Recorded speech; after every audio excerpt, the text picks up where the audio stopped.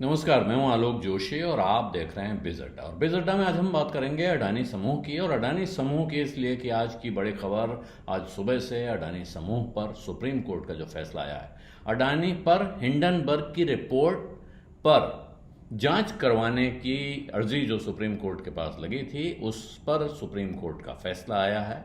और उसमें supreme court ने कुछ महत्वपूर्ण बातें कही हैं। हालांकि टेक्निकली देखेंगे तो इस फैसले को आप क्लीन चिट नहीं कह सकते हैं कि सुप्रीम कोर्ट ने अडानी समूह को क्लीन चिट दे दिया है।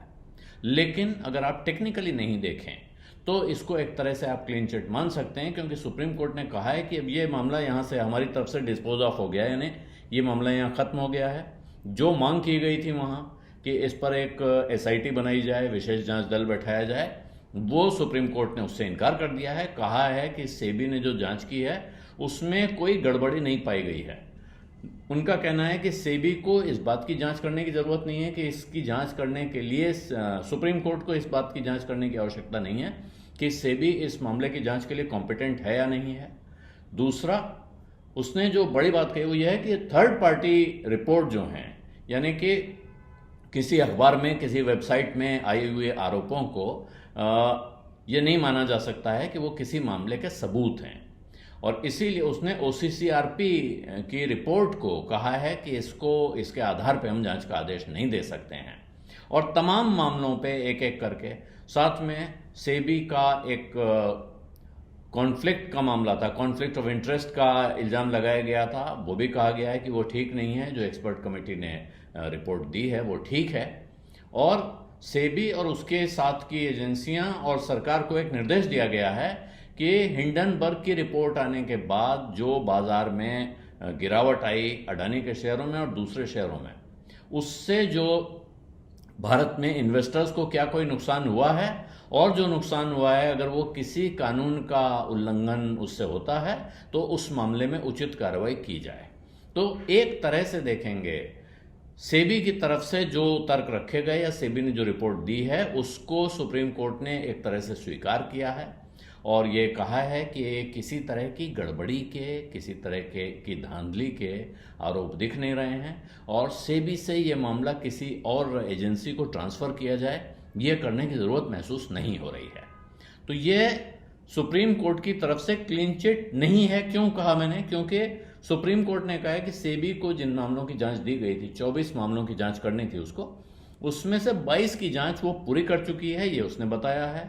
2 मामलों की जांच पूरी नहीं हो पाई है, जिसके बारे में सेबी ने बताया कि ये दूसरे देशों के रेगुलेटरों से उनको इसके बारे में जानकारी चाहिए जो मिल नहीं रही है।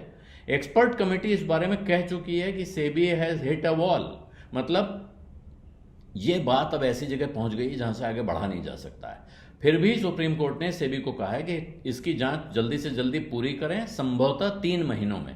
तो ये 3 महीनों का समय दिया गया है और इसमें ये जांच पूरी हो जाए। यही एक वजह है जिसके कारण कहा जा सकता है कि सुप्रीम कोर्ट ने क्लीन चिट नहीं दी है, क्योंकि 2 जांच अभी जारी हैं। उन जांच में कोई नतीजा आ सकता है, वो नतीजा अडानी के लिए अच्छा भी हो सकता है और ख़राब भी हो सकता है।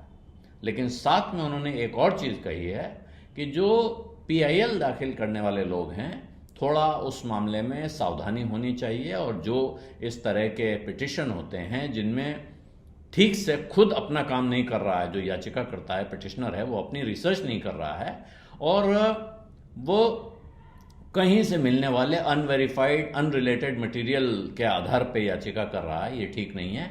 ऐसे में जो वकील हैं और जो सिविल सोसाइटी के लोग, नागरिक समाज के जो लोग इस तरह की याचिकाएं लाते हैं, उनको थोड़ा सावधानी बरतनी चाहिए। ये एक तरह की हिदायत उन लोगों को दी गई है जो पीआईएल लेकर सुप्रीम कोर्ट के पास पहुंचते हैं।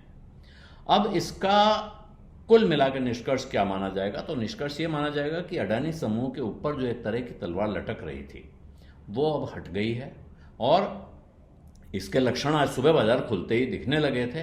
पहले से ही लोग कह रहे थे कि भाई आज फैसला आ रहा है और आज के बाद अडानी शेयरों में जो तेजी आएगी वो देखने वाली होगी। हालांकि फैसले के बाद अडानी शेयरों की तेजी थोड़ी सी हल्की पड़ी है बजाय और तेज होने के, लेकिन सुबह ही बाजार में अडानी के शेयरों की जो तेजी थी उसकी वजह से अडानी और अडानी समूह के शेयर और रिलायंस, इनकी तेजी की वजह से बाजार शायद ग्रीन में था सुबह, जबकि बाकी दुनिया से खबरें मंदी की आ रही थी। और ज़बरदस्त दबाव था, जिसको फॉरेन क्यूज कहते हैं, उनके आधार पर अगर देखते हैं तो आज बाजार नीचे ही खुलता। लेकिन वो तो अडानी के चक्कर में ऊपर खुला है, ये कहा जा सकता है। हालांकि बाद में वो भी, वहाँ भी नरमी दिखाई पड़ी है।